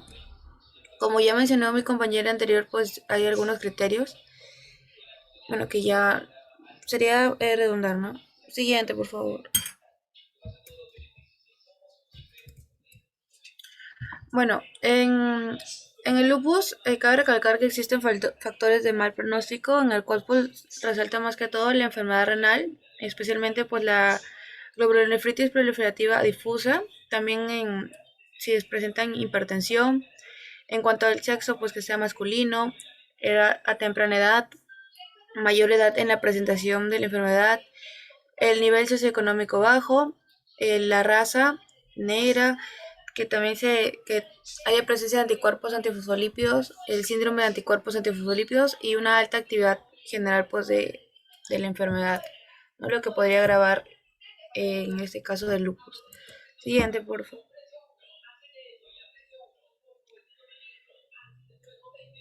En cuanto a las exacerbaciones, pues dividen en 3 brotes, como mencioné. En cuanto a la gravedad, el brote leve, brote moderado y el brote severo. El brote leve, pues más que todo se va a desarrollar en pacientes que presenten fiebre de bajo grado de inicio reciente, una erupción malar y artralgias, que también se siente cada vez más fatigado. En el laboratorio pues va a encontrar una leucopenia leve, también puede no requerir tratamiento. Alternativamente, pues el paciente puede requerir la adición de hidroxicloroquina o el equivalente de prednisona de 7.5 miligramos por día. En cuanto al brote moderado, pues es aquellos pacientes refieren un dolor torácico pleurítico e hinchazón en las muñecas. En el laboratorio, pues se va a evidenciar unos reactivos de fase aguda elevados. En la radiografía de tórax es notable por un derrame pleural del lado derecho, y pues va a requerir un curso corto de prednisona. En cuanto al brote severo, va a ser más que todo en pacientes que desarrollen una insuficiencia renal de nueva aparición y proteinuria significativa debido a la nefritis lúpica. En el laboratorio pues es notable por un bajo C3 y C4, los anticuerpos de SADN elevados y reactivos de fase aguda elevados. Bueno, en cuanto a su tratamiento, pues puede requerir dosis altas de glucocorticoides, terapia inmunosupresora adicional, por ejemplo, la ciclofosfamida, la citoprina o el micofenolato de mofetilo, y pues hospitalización. Bueno, es todo en cuanto a esta parte. Va a continuar con mi compañera con el diagnóstico diferencial.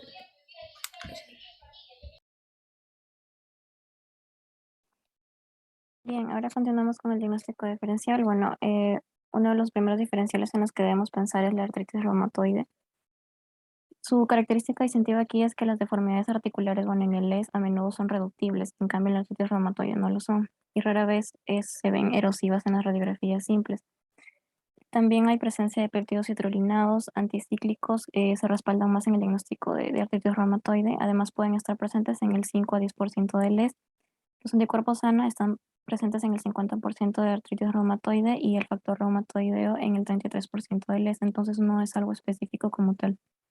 También tenemos la enfermedad mixta de tejido conjuntivo que se caracteriza por la superposición de LES, esclerosis sistémica y de polimiositis, por la presencia de altos títulos de anticuerpos contra la ribonucleoproteína U1. Muchas personas también con esta enfermedad poseen el síndrome de Sjögren. Siguiente, por favor.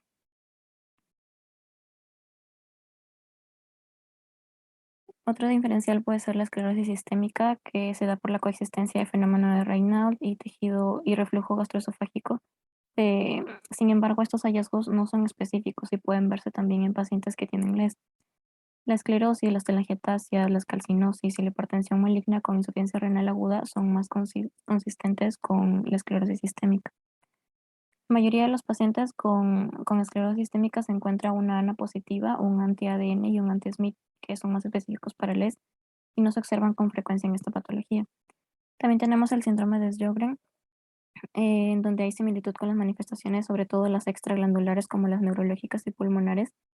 En el síndrome de Sjögren suelen tener signos como la queratoconjuntivitis, la xerostomía, hallazgos característicos de biopsia en las glándulas salivares, entre otros.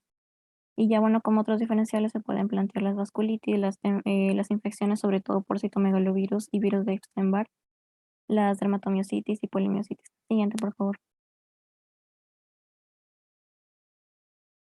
Debemos tener en cuenta la importancia de la terapia no farmacológica. Hay varios puntos aquí. Uno de ellos es la protección solar, ya que la exposición a la luz ultravioleta puede inducir manifestaciones sistémicas de LES, entonces se debe tener cuidado con eso. La dieta y nutrición, ya que la dieta equilibrada que consista en carbohidratos, proteínas y grasas siempre va a ser buena para los pacientes. Si es que tienen el hábito de fumar, pues deben dejarlo, porque hay un riesgo inicial de aterosclerosis que acelera la enfermedad coronaria en personas con LES. El ejercicio, porque la inactividad la inactividad va a causar una pérdida de la masa muscular, también la desmineralización de los huesos y la pérdida de resistencia. Y en cuanto a las vacunas, se recomiendan vacunas adecuadas, sobre todo las vivas atenuadas, ya que si no pueden provocar complicaciones. Y aquí tenemos, por ejemplo, las de sarampión, las paperas, rubiola, entre otros. Siguiente, por favor. Bueno, entrando a la terapia farmacológica, hay ciertos puntos generales. Em, el objetivo en sí de la terapia farmacológica en el lupus va a ser la remisión con un descenso de la lesión orgánica. Hay que considerar cuidadosamente también la toxicidad farmacológica, sobre todo de los glucocorticoides, y minimizar lo máximo que se pueda. Se recomienda el mantenimiento con hidroxicloroquina en todos los pacientes de LES que no tengan contraindicaciones para su uso, ya vamos a ver más adelante. En el LES con afectación orgánica importante grave se suele tratar con altas dosis de glucocorticoides y ya incluso con plusos de ciclofosfamida también. En la nefritis lúpica moderadamente grave, el micofenolato de mofetilo suele ser eficaz y tiene un mejor perfil de toxicidad que la ciclofosfamida. La azatioprina o el micofenolato de mofetilo se recomiendan para el mantenimiento de la respuesta renal en nefritis lúpica moderada grave. Después tenemos otros fármacos como el belimumab, que puede ser útil cuando los tratamientos estantes han fallado. Y también, bueno, algo importante es el asesoramiento familiar y la planificación para completar con éxito cuando estamos ante un paciente que posee LES y está embarazada. Siguiente, por favor. Bueno, entrando ya a la terapia farmacológica por los grupos de fármacos, tenemos el primero, los glucocorticoides. En sí lo que se va a tratar de querer aquí es la reducción de dosis después de las 4 o 6 semanas de que se inicia el tratamiento. Va a tener efectos inhibidores amplios sobre las respuestas inmunitarias mediadas por linfocitos tanto T como B, así como sobre las funciones efectoras de los monocitos y los neutrófilos. Cuando estamos ante una enfermedad moderada grave, el tratamiento es único o combinado con fármacos inmunodepresores de 0,5 miligramos por kilogramo de equivalente de prednisona en una sola dosis. Y cuando la enfermedad ya es grave o rápidamente progresiva, o en todo caso cuando son necesarias dosis mayores de 0,6 de prednisona, se puede introducir el tratamiento con pulsos de glucocorticoides como la metilprednisolona a 500 o 1000 miligramos diarios durante 1 a 3 días consecutivos. Cuando se va a dar terapia con glucocorticoides a bajas dosis, es decir, equivalentes a menos de 7,5 miligramos, se usa generalmente cuando los otros tratamientos como los antipalúdicos no se han tolerado o no se controla la actividad adecuadamente de la enfermedad. Y se menciona que ante una exposición crónica a dosis mayores de 6 a 7,5 miligramos por día de prednisolona, se suele asociar con un mayor riesgo de daño orgánico irreversible, ¿no? Y por eso se debe tener cuidado ahí. Siguiente, por favor.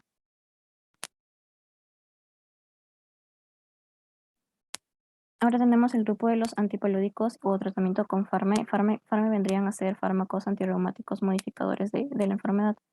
Aquí tenemos tres principalmente, la hidroxicloroquina, que va a tener la función de inhibir las vías inmunitarias innatas. Y ya en un ensayo con asignación aleatoria controlado se alcanzó, los pacientes que llegaron a alcanzar concentraciones sanguíneas de esta hidroxicloroquina mayores o iguales a 1000 nanogramos por mililitro, se ha demostrado que tuvieron tendencias a sufrir menos reagudizaciones del EST, con un 20 a 35% durante el periodo del estudio.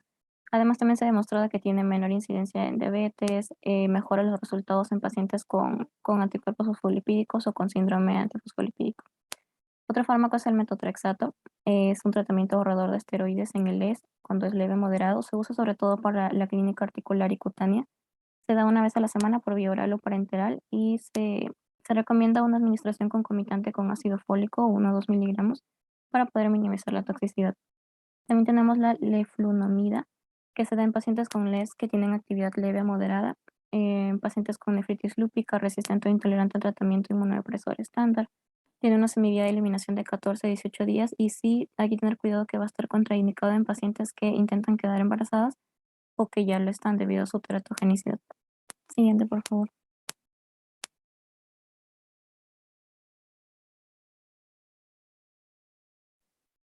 También tenemos el tratamiento citotóxico. Hay ciertas indicaciones para ese tratamiento inmunodepresor. Indicaciones generales cuando hay alteraciones de órganos importantes o afectación extensa de órganos secundarios como la piel que son resistentes a otros fármacos, cuando no responde a la reducción de los corticoides y también cuando hay afectación de órganos específicos, tanto en el tema renal, hematológico, pulmonar, cardíaco, digestivo o sistema nervioso. Y el fármaco que predomina aquí es la ciclofosfamida. Este es un fármaco alquilante que elimina los linfocitos y reduce la producción de autoanticuerpos en el lupus. Tiene una semivida de 6 horas aproximadamente. Es frecuente la mielotoxicidad reversible y tiene relación con la dosis de esta misma mielotoxicidad. La dosis sí debe ajustarse para mantener un recuento de leucocitos del paciente por encima de las 3000 células por milímetro cúbico. Siguiente, por favor. Aquí vamos a ver mucho mejor en cuanto a la dosis de administración de este fármaco. Bueno, se da una primera dosis de 0,75 gramos por metro cuadrado o de 0,5 gramos por metro cuadrado si la tasa de filtración es menor a un tercio de lo normal esperado. Se administra la ciclofosfamida en 150 mililitros de solución normal por vía intravenosa durante 30 a 60 minutos, pero una alternativa puede ser que también se tome la dosis equivalente de un pulso de ciclofosfamida por vía oral en pacientes muy motivados o cumplidores del tratamiento, ¿no? Algo importante es que se debe determinar los leucocitos a los 10 días o 14 días de cada pulso que se dé de la ciclofosfamida y se debe ajustar la dosis posteriormente al pulso hasta una dosis máxima de 1 gramo por metro cuadrado para mantener una cifra mínima de leucocitos que sea mayor a 1500 por milímetro cúbico. Y si esta cifra pues disminuye, lo que se tiene que hacer es que a la siguiente dosis que se le dé, se le debe reducir un 25%. También se debe tener cuidado porque hay ciertas complicaciones. Bueno, las esperadas son náuseas, vómitos, pero otras más frecuentes también son la infección significativa, si es que la leucopenia no se ha llegado a controlar, también un incremento del herpes zóster, o a veces las mujeres que tienen riesgo alto de amenorrea persistente se debe considerar el uso de 3,75 miligramos de leuprolida por vía subcutánea por 2 semanas antes de cada dosis que se le dé de la ciclofosfamida para así controlarlo mejor. Siguiente, por favor.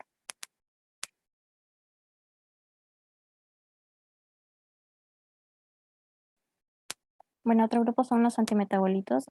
Aquí tenemos a la azatioprina con una dosis de 2,2 a 2,5 miligramos por kilogramo por día. Lo que va a hacer es inhibir la conversión de las bases purínicas como la iosina en los ribonucleótidos adenina y guanina. Los síntomas digestivos suelen ser frecuentes en este fármaco. Se da el uso concomitante con allopurinol que inhibe la santinoxidasa para incrementar sustancialmente, esto va a incrementar sustancialmente la toxicidad, entonces debe tratar de evitarse en lo posible. Otro es el micofenolato de mofetilo, hay que tener cuidado porque este es teratogénico. Es un profármaco de ácido micofenólico inhibidor de la monofosfato de inosina deshidrogenasa es indispensable para la síntesis de nuevo de los nucleótidos de guanosina. Se va a administrar por vía oral o también se puede administrar como micofenolato de mofetilo con cubierta entérica, pero hay que tener en cuenta que una dosis de 720 miligramos de este fármaco es aproximadamente equivalente a que se le dé una dosis de 1 gramo del micofenolato de mofetilo. Este tiene una excelente biodisponibilidad oral con concentraciones máximas a la 1 o 2 horas de la administración y tiene una semivida de 17 horas. Siguiente, por favor.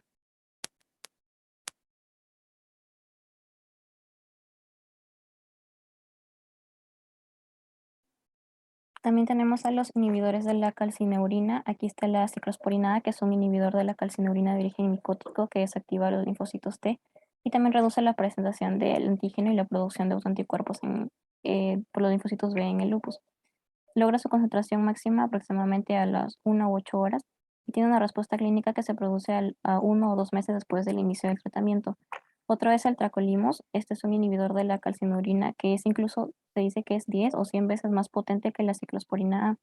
Y en los pacientes con lupus cutáneo o osteomuscular, el tacrolimus a 1 o 3 miligramos por día durante un año ya se ha demostrado que dio lugar a una reducción significativa de la actividad de la enfermedad y también ayudó mucho en lo que sería la reducción de la dosis de glucocorticoides, que es lo que se espera lograr. El tacrolimus se ha usado combinado con micofenolato de mofetilo para tratar la nefritis lúpica cuando es grave o es resistente y funciona mucho mejor. Siguiente, por favor.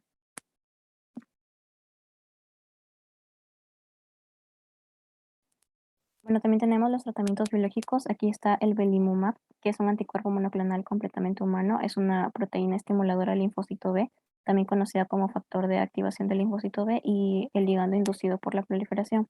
Van a ser factores de crecimiento importantes para la supervivencia y la maduración del linfocito B. Genera un anticuerpo antiproteinúrico significativo. Otro es el rituximab, que es un anticuerpo monoclonal quimérico murino humano, que se va a dirigir contra la proteína de membrana celular, la CD20, que se va a expresar en todos los estadios de desarrollo de los linfocitos B. Y su mecanismo de acción implica la citotoxicidad a través de la activación del complemento, también a través de la citotoxicidad celular dependiente de anticuerpos y de la inducción de la apoptosis. Siguiente, por favor. Hay que tener en cuenta que hay ciertos pacientes que son candidatos para ese tratamiento, por ejemplo, cuando tienen un LES activo con un índice de actividad de la enfermedad mayor o igual a 8, a pesar del tratamiento estándar con glucocorticoides, antipalúdicos o farme. También cuando hay un alto riesgo de reactivaciones de la enfermedad, por ejemplo, cuando la enfermedad se dio en un comienzo juvenil, menos de los 25 años, cuando tiene una actividad persistente, cuando hay antecedentes de afectación renal, sistema nervioso, vasculitis. Hay que tener en cuenta que no se puede reducir los glucocorticoides a menos de 7.5 miligramos por día equivalentes de prednisona, entonces en estos pacientes se les puede dar ese tratamiento con belimumab, también cuando hay intolerancia a farme o inmunodepresores. Siguiente, por favor. Bueno, este ya es un resumen de los fármacos que hemos venido tratando. Tenemos ahí los fármacos, sus dosis correspondientes, su ajuste de dosis y la toxicidad en la que ya exigen vigilancia. Por ejemplo, la azatroprina cuando hay mielosupresión, hepatotoxicidad, la ciclofosfamida cuando hay hemorragia, enfermedad mieloproliferativa o neoplasias malignas, la ciclosporinada cuando estamos ante insuficiencia renal, anemia, hipertensión y así entre otros, ¿no? Siguiente, por favor. Bueno, también vamos a tratar de forma rápida el tratamiento del LES resistente. El micofenolato de mofetilo puede rescatar a algunos pacientes con LES resistentes, incluidos los casos de LES subagudo y nefritis lúpica con una respuesta inadecuada a la ciclofosfamida. También se ha demostrado eficacia de los inhibidores de calcineurina en el lupus resistente al tratamiento inmunodepresor estándar, en particular la nefritis lúpica, más que todo, donde se han ilustrado los beneficios del tratamiento combinado con este fármaco, el micofenolato de mofetilo. También tenemos aquí el belimumab, que es una opción en los pacientes que tienen manifestaciones, sobre todo mucocutáneas o osteomusculares, que no responden al tratamiento estándar o que recaen tras reducir la dosis de los glucocorticoides. Siguiente, por favor. Y también tenemos el tratamiento de LES en el embarazo, ya que aquí hay un cierto abordaje. Por ejemplo, debe ver la planificación del embarazo, asegurándose de que el lupus esté inactivo durante al menos 6 meses. También determinar determinar los anticuerpos antifosfolipídicos y otros anticuerpos que puedan tener relevancia aquí. Obtener resultados serológicos y pruebas bioquímicas basales como la creatinina, albúmina, ácido úrico, entre otras. Ser consistente del pequeño riesgo que puede haber de un bloqueo cardíaco congénito. Vigilar también la presión arterial y la proteinuria, ya que si aparecen, pues se debería hacer un diferencial entre la nefritis activa y la preeclampsia. También la presencia de la actividad lúpica generalizada, tener en cuenta el sedimento urinario activo y complemento sérico bajo, ya que esto va a favorecer la nefritis lúpica, entonces se debe tener en consideración. Y bueno, en pacientes que tengan anticuerpos antifosfolipídicos o síndrome antifosfolipídico, considerar la heparina y el ácido acetilsalicílico combinados para de esta manera poder reducir el riesgo de pérdida durante el embarazo y también la trombosis que se pueda. Siguiente, por favor. Bueno, como conclusiones, el lupus es una enfermedad autoinmune, un grupo de trastornos que involucran múltiples sistemas como las articulaciones, tejido conectivo, sistema vascular de colágeno. Las manifestaciones neuropsiquiátricas van a estar presentes en el 50-60% de los casos, pueden ser muy variadas y afectar a cualquier parte del sistema nervioso central o periférico, ya que los posibles mecanismos patogénicos son múltiples. También hay manifestaciones pleuropulmonares como la pleuritis que se da en el 50% de los pacientes. Con frecuencia suele ser bilateral y puede producir o no un derrame pleural en el 30%, que es lo más habitual.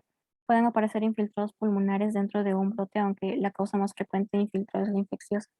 Otras manifestaciones son las neumonitis lúpicas, que resulta una complicación grave y poco frecuente, se da en un 10% nada más. La hipertensión pulmonar, el síndrome del pulmón encogido y la hemorragia alveolar masiva de mortalidad. Estos sí son de mortalidad muy elevada. Siguiente, por favor. Bueno, estas son las referencias y eso sería todo, doctor. Bien. Definitivamente una exposición bastante completa, está muy bien. El lupus sigue siendo el prototipo de las enfermedades autoinmunes, ya que para que se dé, se necesita que confluyan diferentes factores, como lo he mencionado, genéticos, ambientales, inmunológicos. Y es muy típico evidenciar en esta patología periodos de actividad o de inactividad, que obviamente al final va a conducir a daño que muchas veces suele ser irreversible en diferentes órganos. El diagnóstico de lupus muchas veces suele ser difícil, incluso para los reumatólogos más experimentados, y esto debido a la diversidad de manifestaciones clínicas que se pueden presentar. Además, se sabe que hay fases de la enfermedad en la que incluso las manifestaciones clínicas son escasas, donde obviamente va a dificultar más el diagnóstico. En estos periodos asintomáticos u oligoasintomáticos en donde se ha intentado hacer una detección temprana de la enfermedad para que de esta manera se puedan generar intervenciones que puedan pues causar un impacto positivo en el pronóstico de los pacientes afectados por lupus. Esa es la idea. Por eso es que, como han mencionado, los criterios han ido cambiando, desde los que se presentaron en 1982, posteriormente en el 97, y últimamente los que tenemos, bueno, se presentaron también los del 2012, y últimamente los del 2019 aproximadamente, donde colaboró tanto la Academia Americana de Reumatología y la Liga Europea contra el Reumatismo, el EULAR, que dan los nuevos criterios de clasificación, que constan de unos 22 ítems. Cada uno tiene una ponderación diferente según la especificidad que tienen para la enfermedad. Otro cambio importante en este sistema clasificatorio, que lo incluimos como sistema diagnóstico, es que se incluye la positividad del ANA con un título mayor de 1/80 como criterio de entrada. Entonces es importante considerarlo. Definitivamente tiene que pedir el ANA para screening, para despistaje, como criterio de entrada para clasificar un lupus eritematoso sistémico. Pero también es interesante evaluar los periodos de preclasificación de lupus. Este periodo de preclasificación tiene dos fases. una fase preclínica y una fase clínica. La fase preclínica, también denominada lupus preclínico, es un periodo en el que se encuentra autoinmunidad o incluso inflamación, pero sin manifestaciones clínicas de la enfermedad. Y en la fase clínica se incluyen los pacientes que tienen alteraciones clínicas o incluso paraclínicas sugestivas de lupus, pero que no cumplen con los criterios de clasificación.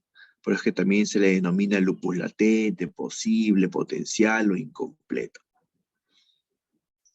Entonces, en el lupus preclínico, aquí se reconoce esta fase o esta entidad por la presencia de marcadores de autoinmunidad o de inflamación en aquellos pacientes que no tienen manifestaciones clínicas sugestivas de LES.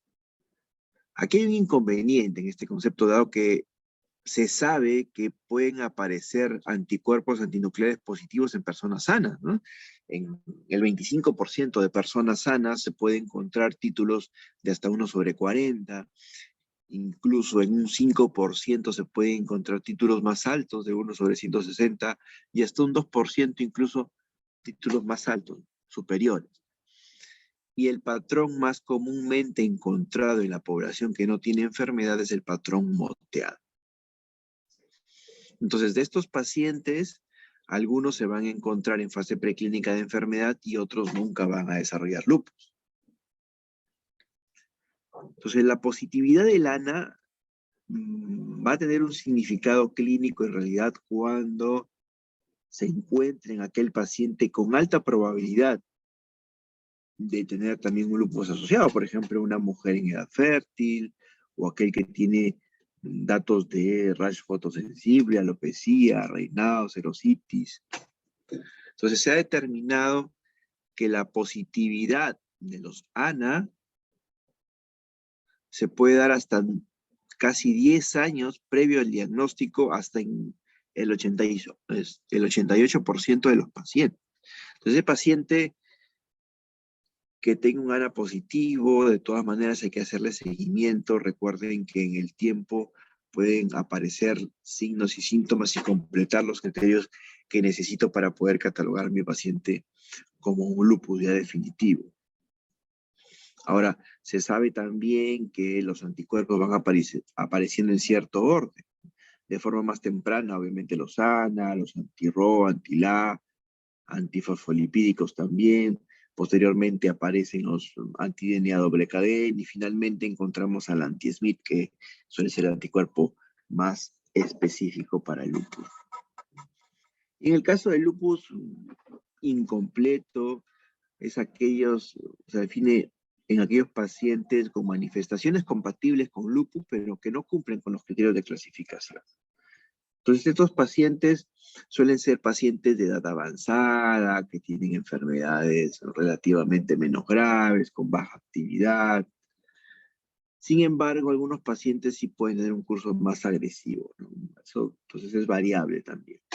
Dentro de las manifestaciones clínicas y paraclínicas más comunes en este tipo de lupus está la positividad del ANA, el compromiso articular, alteración inmunológica, hematológica, serositis. Los pacientes con positividad de anticuerpos más específicos para lupus o aquellos con familiares de primer grado, obviamente son los que tienen más riesgo de progresión de la enfermedad. La probabilidad de progresión a un lupus ya completo es hasta un 50%, ¿no? En una media de unos 10 años aproximadamente. Entonces, se han identificado factores de riesgo para la progresión a lupus, como el hecho de tener una edad temprana, el sexo femenino, el rash malar, úlceras orales, artritis, daño temprano de órganos, proteinuria, hipocomplementemia. El objetivo de identificar a estos pacientes tempranamente es que aquellos con mayor riesgo de progresión pueden ser candidatos a tratamiento, sobre todo con antimaláricos. Ustedes saben que la hidroxicloroquina debe introducirse rápidamente ni bien se hace un diagnóstico, y lo ideal es hacer un diagnóstico lo más precoz posible. Entonces, en la evaluación de los pacientes con lupus, es importante definir el tratamiento también más adecuado para ellos, teniendo en cuenta también los efectos secundarios de todos ellos, ¿no? Recuerden los corticoides, que también es parte del tratamiento, pueden provocar alteraciones de la presión arterial, de la glicemia, del calcio, ¿no? Entonces es importante considerar un buen control de la presión, de la glicemia, suplementos de calcio, vitamina D, para evitar cuadros de osteoporosis que pueden presentarse por el uso de corticoides.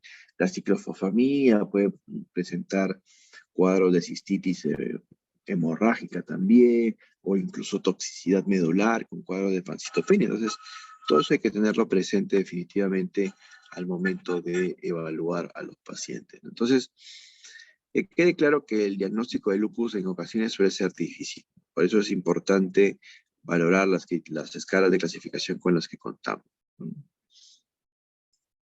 Muy bien. ¿Alguna pregunta o algún comentario o algo más que quieran agregar a lo que han presentado?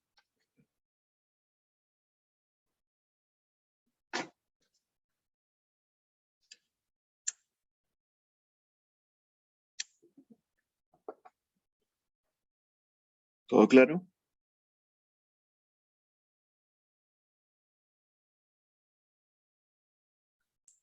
Sí, doctor.